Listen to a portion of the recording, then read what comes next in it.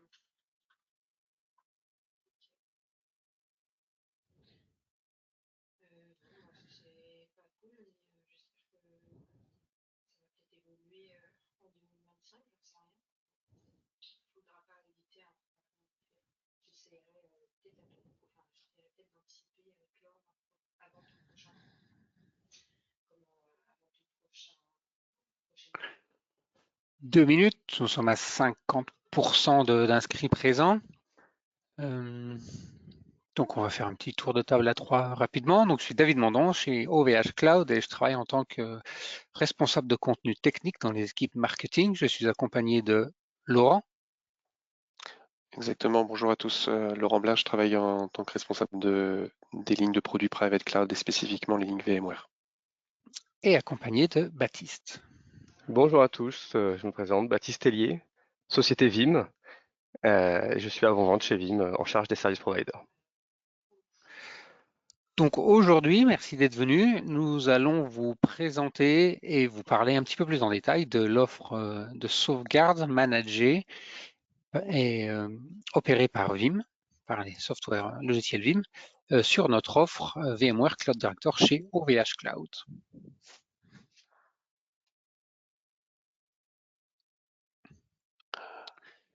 Donc, on va parler un petit peu de la migration, de comment ça se passe, la migration sur VCD, vu que vous avez toutes et tous opté pour une migration de Managed vSphere vers VCD.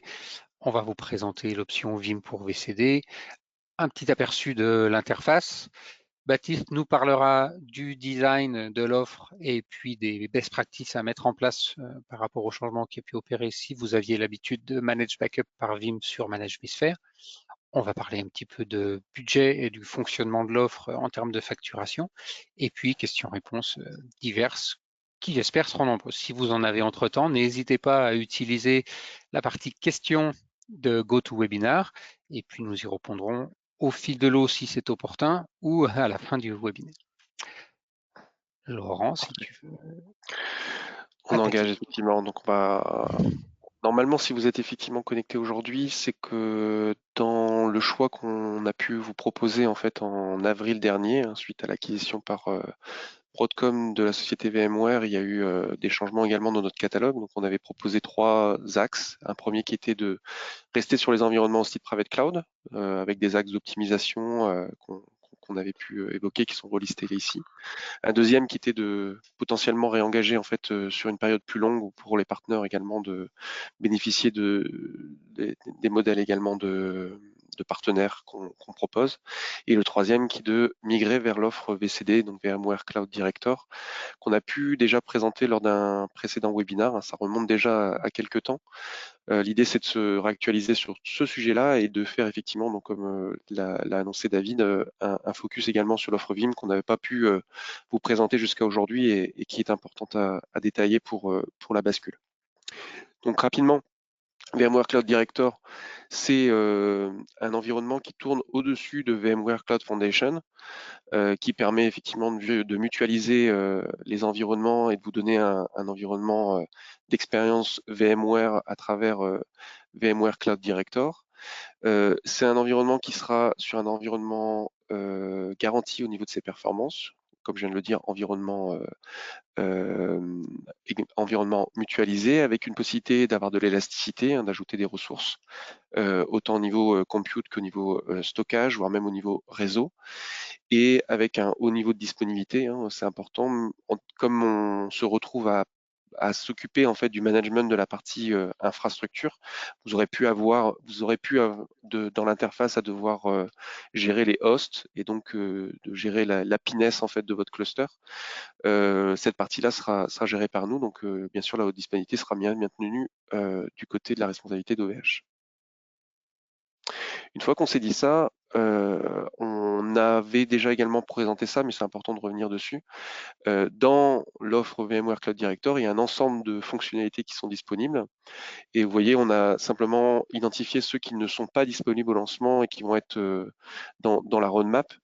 On retrouve effectivement dans la partie Data Protection la partie Vim qui va être celle qu'on va présenter aujourd'hui.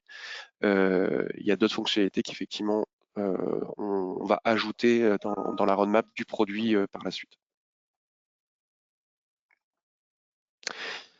Ce chemin-là est important. Alors, on parle ensemble de ce sujet depuis normalement à peu près le mois de mars, peut-être potentiellement un petit peu après. On a pu, comme je disais, parler de cette solution lors d'un webinaire qui avait lieu en avril. Hein, on est en fin d'année. Le repricing avait été réalisé. On a maintenu également vos tarifs sur le tarif en fait de VCD pour minimiser l'impact de Broadcom, on va dire, d'une certaine manière. Et on vous avait annoncé une migration qui allait commencer à partir de septembre 2024. On est en décembre et c'est donc le moment de vous donner vraiment les détails de la migration qui est donc, comme vous le comprenez, à légèrement glisser. On vous avait informé par email, mais là on va rentrer dans les détails.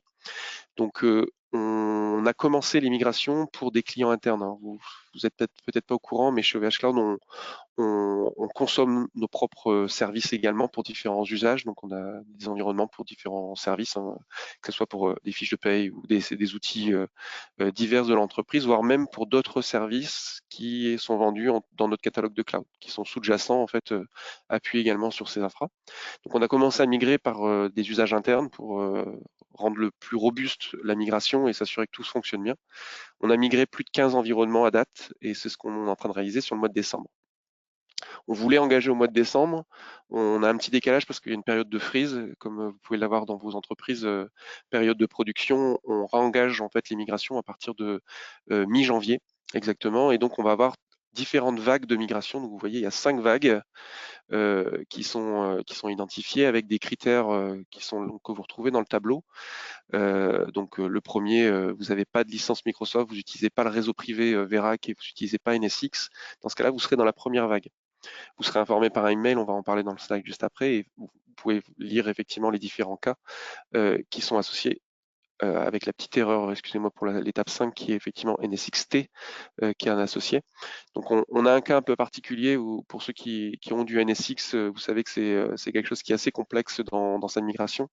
Dans le cas où effectivement vous consommez actuellement encore du NSX-V, dans ce cas-là, vous allez avoir également un accompagnement du côté Professional Services. On va être mis en relation avec vous pour effectivement engager sur une migration où vous allez avoir de l'accompagnement parce que pour le coup, on ne pourra pas faire une automatisation complète.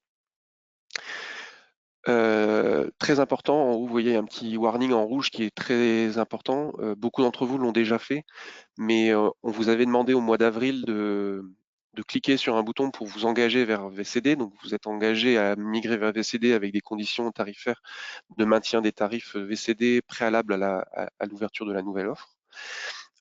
Aujourd'hui, on vous a informé, on a besoin que vous validiez en fait les terms and conditions du produit VCD, Manage VCD, qui est disponible dans le manager. Si vous ne le faites pas, en fait, la migration ne va pas l'exécuter parce qu'on n'aura pas eu votre accord en fait d'usage du nouveau produit. Donc, si c'est pas encore fait, connectez-vous sur le manager. Vous allez dans votre environnement PCC et là, vous allez pouvoir effectivement valider. Sur le slide d'après, on peut basculer. Je pense qu'on a couvert ce slide. Si vous pensez vraiment à votre migration, ce qui va se passer, c'est que vous recevrez un email d'information que vous êtes dans la prochaine vague, au minimum 2 semaines à l'avance.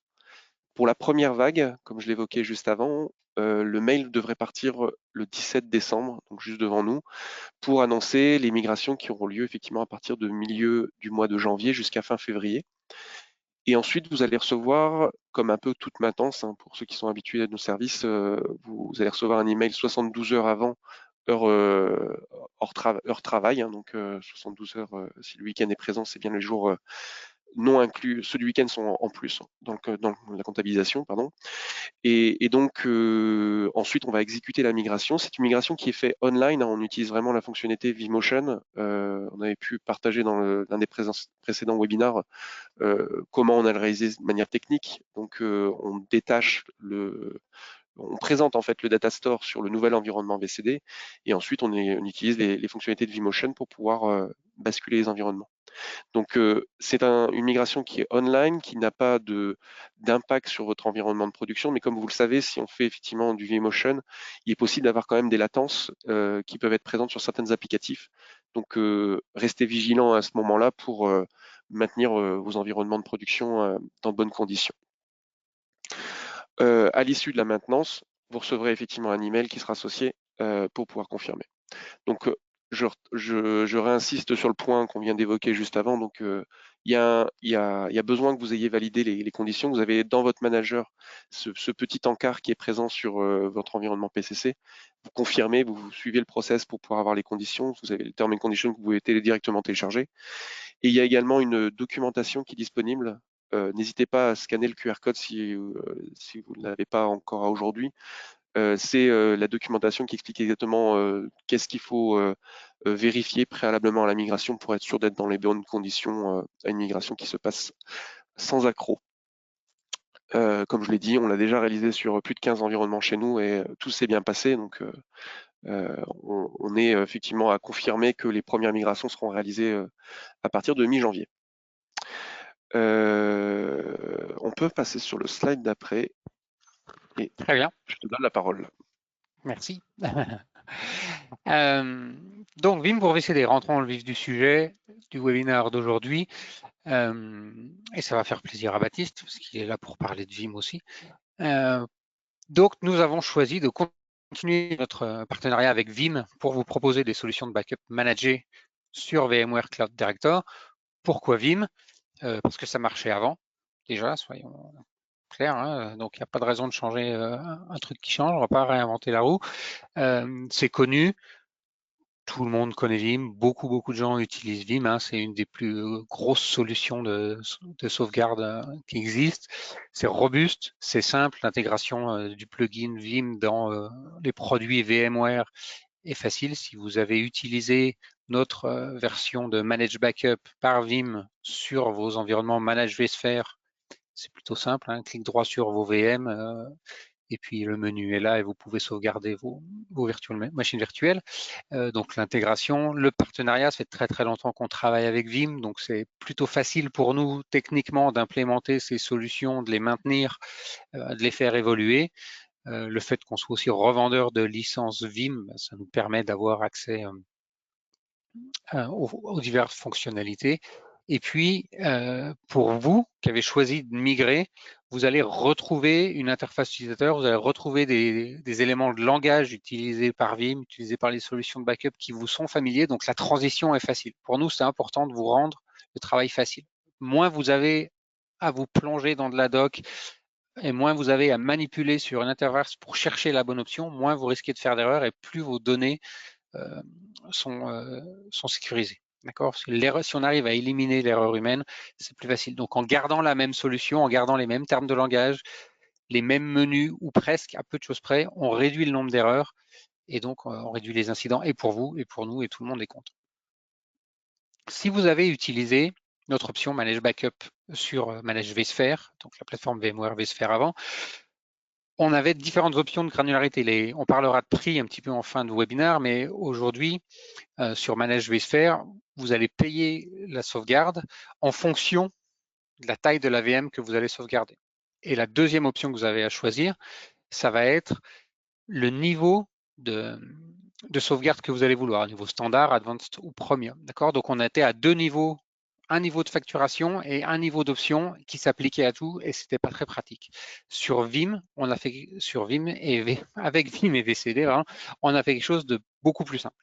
D'accord? Puisque avant, si vous vouliez choisir le pack premium, et bien toutes vos VM étaient managées et sauvegardées avec ce pack-là et le tarif s'appliquait à toutes les VM. Donc en termes de budget, ça pouvait être compliqué et vous alliez devoir sacrifier de la sécurité de vos données et des niveaux de sauvegarde pour pouvoir rentrer dans le budget et prendre des niveaux un petit peu potentiellement inférieurs. C'était pas top et franchement, on veut que vous puissiez à la fois respecter votre budget et sauvegarder le mieux possible vos données.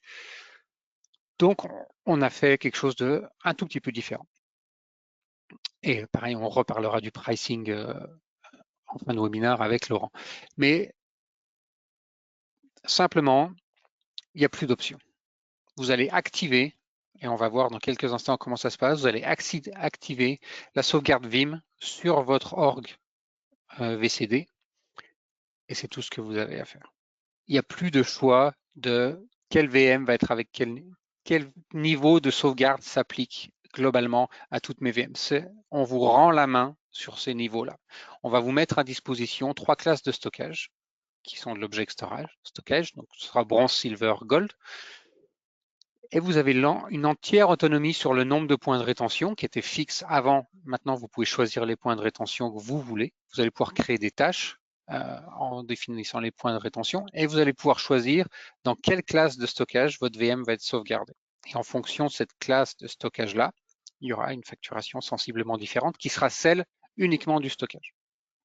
D'accord? Donc, juste, David, je pense qu'on a zappé juste une étape qui est importante, mais quand la migration sera effectuée, on ne migre bien sûr pas votre ancien environnement en fait de Vim Manage Backup. Donc c'est pour cela effectivement qu'on fait un focus aujourd'hui. C'est-à-dire que suite à la migration, lorsque vous allez recevoir le mail de maintenance comme quoi la maintenance est exécutée, vous devrez en fait souscrire, on va revoir juste après sur comment le réaliser, mais vous devrez souscrire en fait à cette offre-là ou gérer un backup d'une autre manière si vous le souhaitez, pour ensuite l'implémenter. On ne migre pas les sauvegardes. Voilà. Et pour la question qui pourra être associée, s'il y a effectivement une situation qui vous amène à avoir besoin de récupérer la main sur un backup préalable qui était présent sur votre ancien environnement, on pourra vous le représenter suite à une demande par ticket. C'est ça. Voilà, donc on vous rend la main en autonomie sur le nombre de points de rétention. Baptiste vous parlera des best practices dans quelques minutes. On vous rend la main sur les classes de stockage, sur leur performance, etc., sur le fait que vous vouliez ou pas avoir une sauvegarde distante qui était disponible en mode Advanced ou Premium sur Manage Backup, sur Manage vSphere. Maintenant, vous pouvez, à la VM, quasiment, choisir si ces sauvegardes sont en local dans le même data center ou aussi ont une copie distante. Donc, beaucoup plus de flexibilité sur VCD et sur les sauvegardes Vim. Concrètement, comment ça se passe? Concrètement, dans votre manager, vous allez avoir, comme sur les offres Manage vSphere, un petit onglet Data Protection, où vous allez voir si vous avez activé ou non l'offre VCD. L'offre VCD, elle s'active sur la totalité de votre org. Il n'y a pas de facturation tant que vous n'avez pas déclenché de sauvegarde et tant que vous n'utilisez pas de stockage. Vous pouvez l'activer et ne jamais l'utiliser. Vous pouvez juste ne pas l'activer. Une fois qu'on va l'activer, on va choisir, on a accès à des guides qui sont déjà à disposition, que vous pouvez trouver dans notre documentation. Et l'activation est simple, c'est activer Manage Backup par Vim. C'est tout. On va choisir suivant. On va choisir, dans le cas où vous ayez plusieurs organisations, plusieurs VCD, quel VCD va être lequel où on active la sauvegarde. Et puis placer la commande qui va générer l'activation, la création des serveurs de backup, la création de toute l'automatisation derrière. Une fois que ça est fait, on va se rendre dans l'interface de VCD. On a dans le menu plus ou more, si vous avez une interface en anglais ici, une option Data Protection by Vim. qui va nous amener sur ce tableau de bord. Et dans ce tableau de bord, on va voir nos 3 classes de stockage. Okay, bronze, silver et gold, avec le quota que vous avez et avec la quantité de stockage qui a été utilisée, qui est super importante, puisque c'est cette quantité de stockage que vous utilisez qui va vous être facturée chaque mois. En plus des licences Vim, on en reparlera. D'accord? Mais c'est ça qui va vous permettre de garder un œil sur la quantité de stockage que vous utilisez et donc le montant de votre facture en fin de mois. Au préalable, on avait une facture fixe qui était à la VM et en fonction de la taille de la VM, avec VCD, on repart plus sur un usage pay as you go, comme on dit, variable, qui va dépendre de la quantité de données que vous allez sauvegarder. D'accord? Donc, petite différence entre avant et maintenant. En détail, quand je disais on vous rend la main, on vous redonne de l'autonomie sur la gestion de la rétention et sur la gestion de votre stockage, on va pouvoir créer des tâches. Et à chaque tâche va être associée une classe de stockage et un nombre de points de rétention.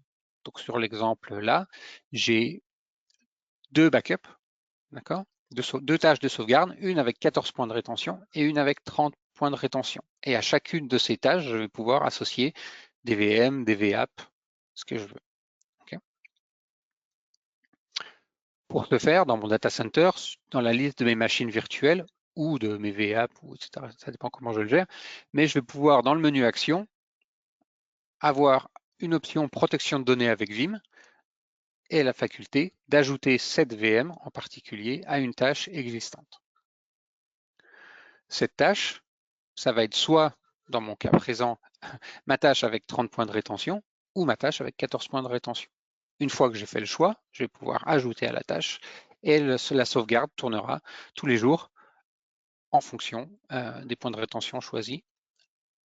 Le stockage sera libéré derrière. Si j'ai choisi 14 points de rétention, eh ben, je vais garder, j'aurai des sauvegardes 14 jours et puis le 15e jour, on va automatiquement effacer la plus ancienne et en recréer une nouvelle et je pourrai toujours pardon, revenir aux 14 derniers.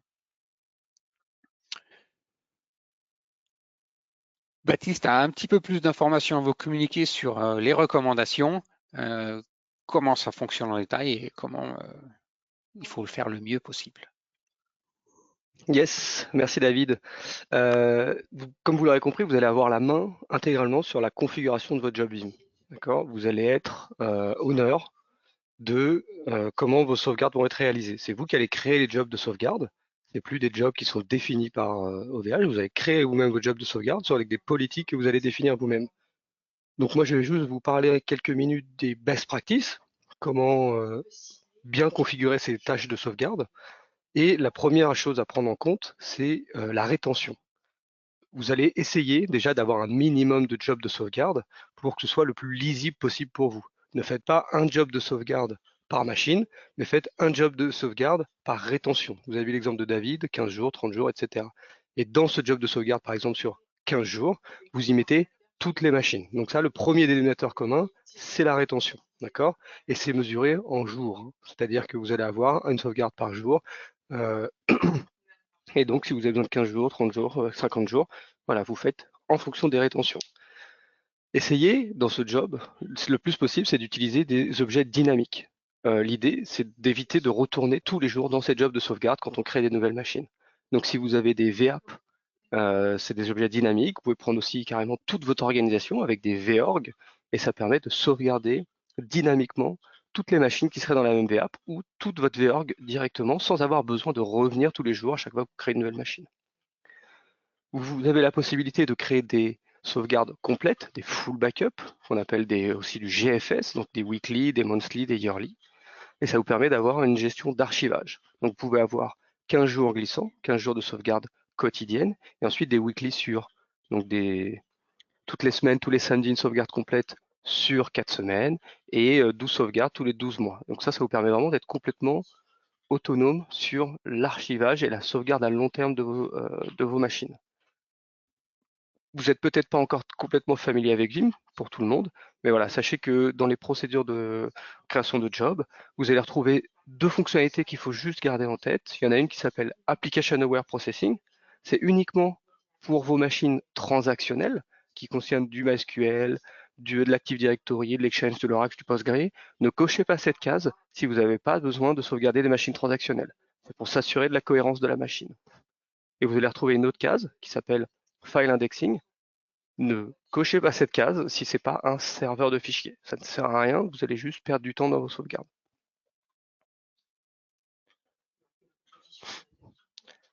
Et donc, une fois que vous avez configuré vos sauvegardes, que vous avez configuré la partie rétention, j'ai choisi les machines qui m'intéressent, j'ai mis la rétention qui m'intéressait pour ces machines, il faut définir un stockage. Vous avez l'autonomie complète sur 3 classes de stockage repository, donc c'est le dépôt de vos sauvegardes, et OVH met à disposition une classe bronze, où vous allez avoir une sauvegarde locale, donc on peut imaginer ça pour du dev, c'est pas important.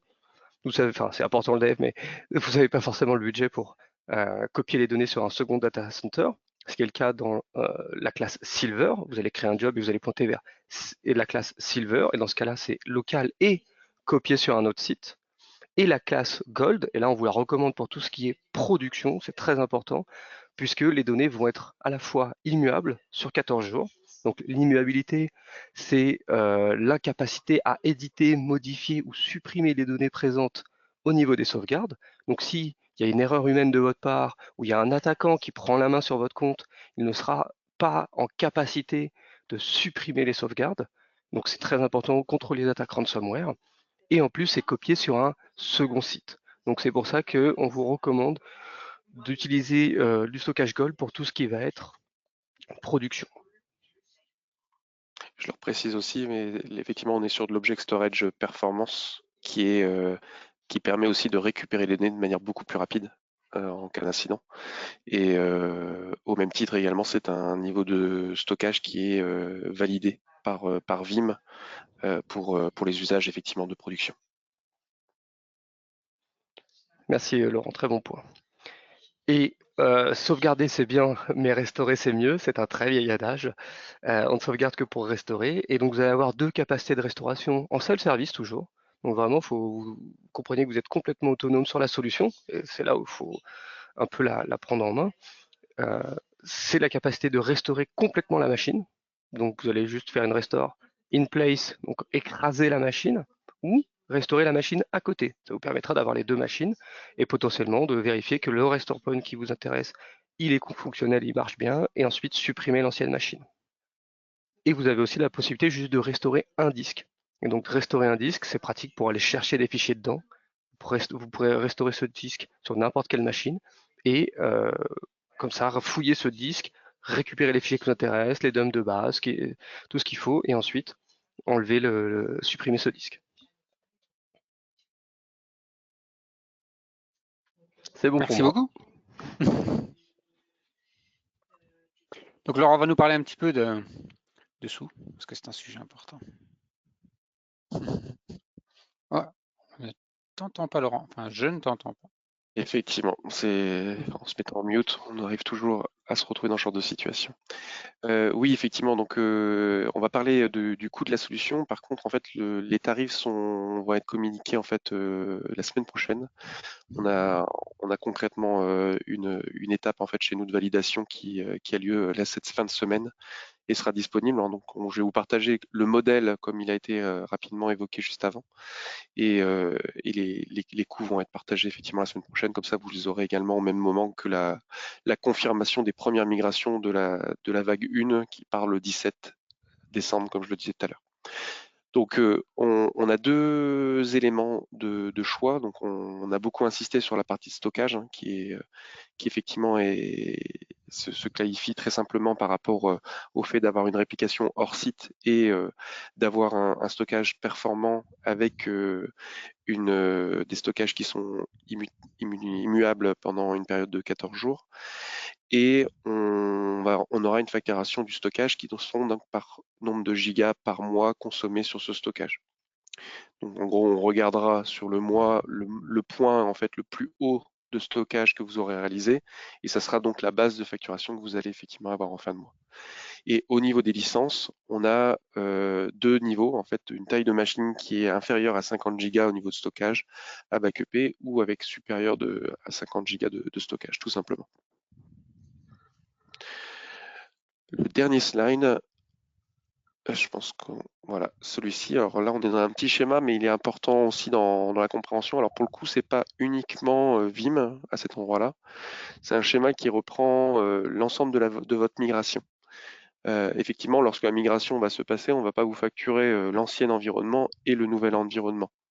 Mais comme vous voyez, comme on vous l'a expliqué jusque maintenant, en fait, on a une migration qui se fait où vous allez garder en fait votre stockage, mais vous n'avez pas gardé vos hosts. Et donc, la manière où vous allez récupérer les informations dans votre facture, donc je prends une histoire qui est complète, hein, donc on parlait de janvier. Imaginons que la migration effectivement a lieu là comme c'est noté à partir du 4, ce qui n'est pas possible parce qu'on sera encore en période de freeze, mais à partir du 15 janvier, voilà. Vous avez votre facturation qui court actuellement et donc vous allez avoir un renouvellement donc, qui se fait naturellement début de mois.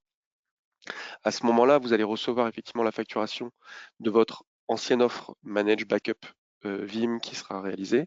Vous allez recevoir également votre Pay as you go. Vous savez que vous avez certains éléments qui seront à la consommation, tels que des hosts à la consommation à l'heure ou ce genre de choses qui seront également facturés à ce moment-là. Vous aurez la facturation de vos blocs IP parce que les blocs IP vont être maintenus, donc ils seront également sur votre facture. Et la facturation de vos data store, compute et les frais de gestion seront à 0. Et vous allez recevoir la facture donc, qui contient la partie VCD dans laquelle vous aurez vos vhosts, le storage qui sera présenté, on sera le même storage mais qui sera présenté en fait comme étant l'élément qui fait partie de votre facture VCD et les fees qui sont associés. Si vous faites une souscription donc sur Vim, donc ça veut dire que votre migration, vous l'avez réalisée, forcément, vous aurez également une facturation qui sera faite à ce moment-là. Donc, si je reprends, si vous avez migré dans le bloc vert qui est à gauche au moment à mi-janvier, juste à l'issue, vous recevez votre fin de maintenance comme quoi la migration s'est bien réalisée. Vous souscrivez à la solution Vim et donc de ce fait-là, vous aurez une facturation qui tombera à partir de début février de cette manière-là. Dans le schéma, ça se poursuit en fonction de la date à laquelle vous ferez la migration. On change juste les mois qui sont en haut, mais on bascule avec les éléments qui sont comme ceci. Donc ça veut dire que de votre facture, vous aurez toujours les éléments de votre précédent environnement, mais qui seront avec une ligne égale à 0 en bout de ligne pour les éléments qui faisaient partie de PCC. Je pense qu'on arrive au bout de cette partie effectivement pricing et la présentation. Tout à fait. On a tenu notre timing de 30 minutes, qui était l'objectif pour être ouvert à un maximum de questions. Donc, j'en vois aucune pour le moment. Alors, je ne sais pas s'il y a un petit souci dans les questions ou si tout simplement on a été très clair, ce que j'espère. N'hésitez pas en tout cas, si vous pouvez poser une question peut-être pour nous dire que tout s'est bien passé, ça me rassurerait qu'il n'y a pas de souci. Voilà, merci beaucoup. On a une question qui n'est pas de question. Ce que j'ai demandé, donc je vous remercie en tout cas. Okay, très bien. On a une question qui est, nous utilisons actuellement une VM dédiée à nos sauvegardes Vim. Pourrons-nous toujours utiliser cette VM avec VCD? La réponse est non. La réponse est non, tout simplement, puisque VCD, c'est des infrastructures mutualisées. Donc les hyperviseurs sont managés par VMware by OVH, par OVH. Et donc la solution de sauvegarde doit également être mutualisée. Ouais. Donc, Alors, avant, lorsque vous utilisiez Manage Backup by Vim dans PCC, dans Manage vSphere, on vous créait une VM de sauvegarde Vim. Un serveur de sauvegarde Vim était créé. Dans VCD, c'est invisible, en fait. Potentiellement, elle existe, potentiellement, elle n'existe pas, mais vous ne le voyez pas. Bonjour, pourriez-vous revenir sur la rétention? Que signifie exactement? Que signifie exactement? Il faut que j'agrandisse ma page, je ne vois pas la fin de la question. Exactement, les jours de rétention. Ah, voilà.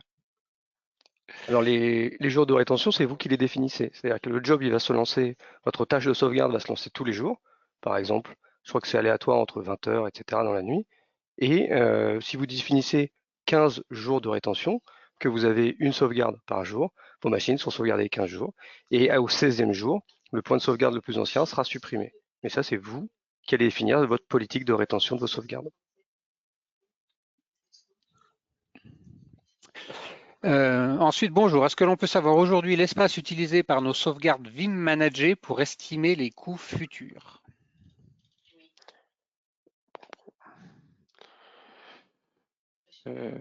Bonne question. Il y a possibilité de le voir, oui, parce que quand on est dans l'interface Manage Vim Backup, je prends le nom et puis on va le rajouter également dans notre documentation dans ce point-là. Pour le coup, D'accord. parce qu'on n'a pas la réponse immédiate, mais on va le traiter dans la doc et vous pourrez y retourner dans les prochains jours, ce sera mis à jour. Bonjour, est-ce que les heures de sauvegarde sont configurables ou non? Alors, comme c'est de la sauvegarde managée, non. Les sauvegardes sont effectuées sur une plage horaire qui doit être indiquée de mémoire dans la documentation. Et en fonction du volume de données que nos automates ont à sauvegarder, vos sauvegardes sont lancées pendant cette plage horaire. Ensuite, on a plein de questions.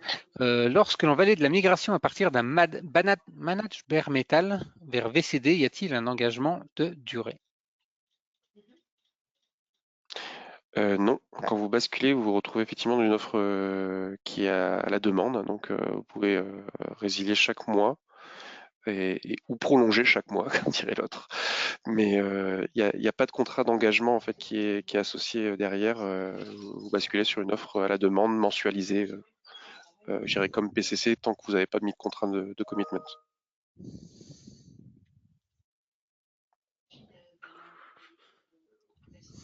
Pour l'instant, pas de nouvelles questions.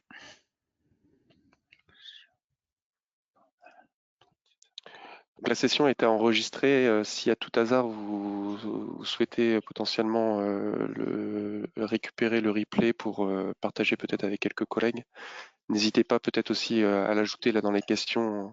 On fera la démarche de vous partager le replay. Ça peut toujours être utile.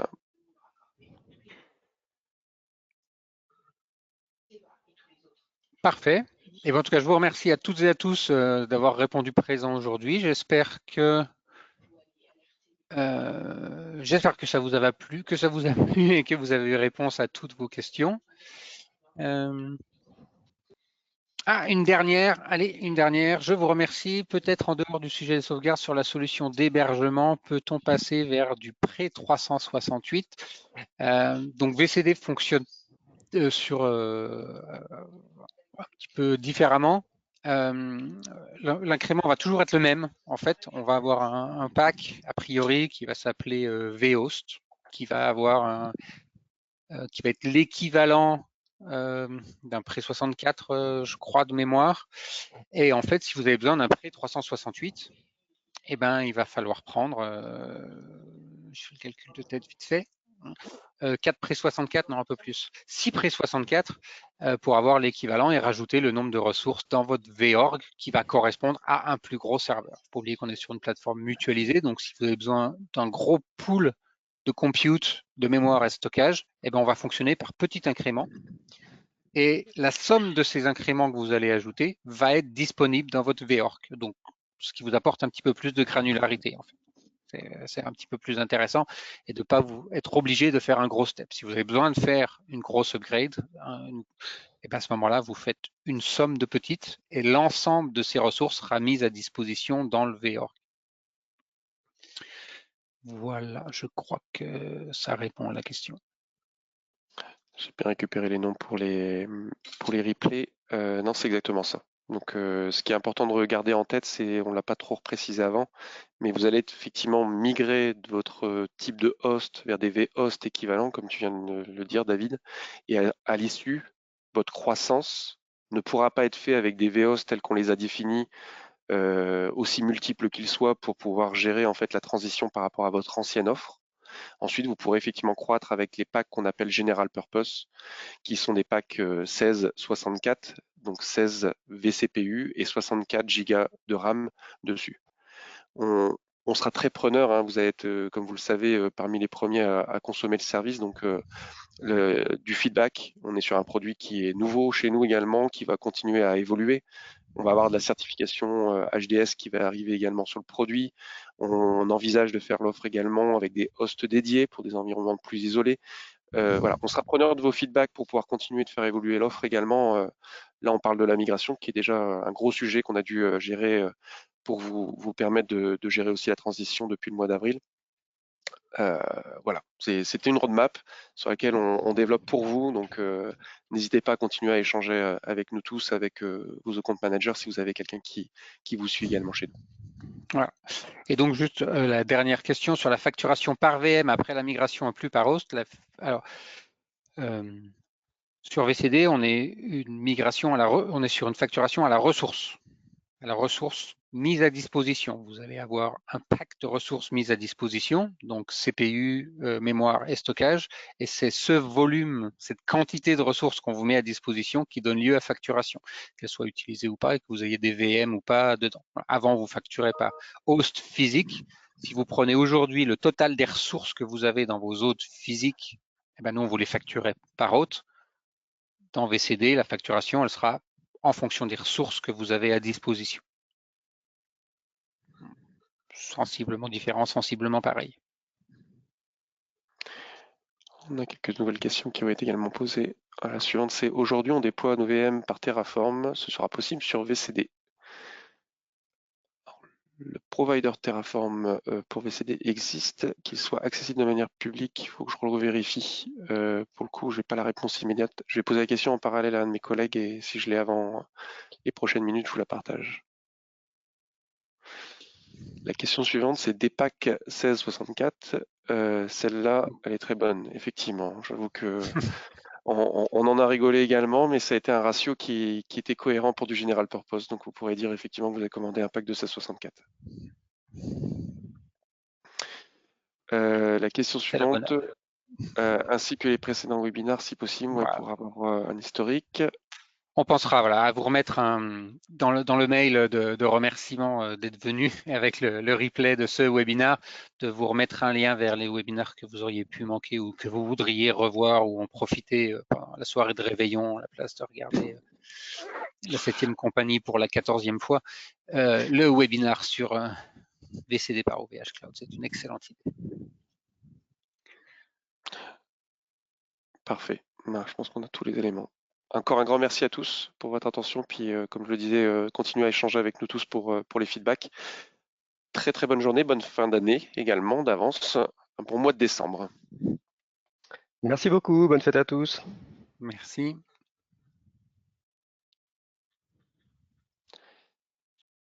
Petite question pour si Frédéric qui nous pose une dernière question. Disposera-t-on toujours de la fonctionnalité snapshot dans notre VCD? Alors, elle ne sera pas nommée snapshot, mais effectivement, il y a une fonctionnalité équivalente qui sera disponible. Merci encore à tous. Au revoir. Au revoir.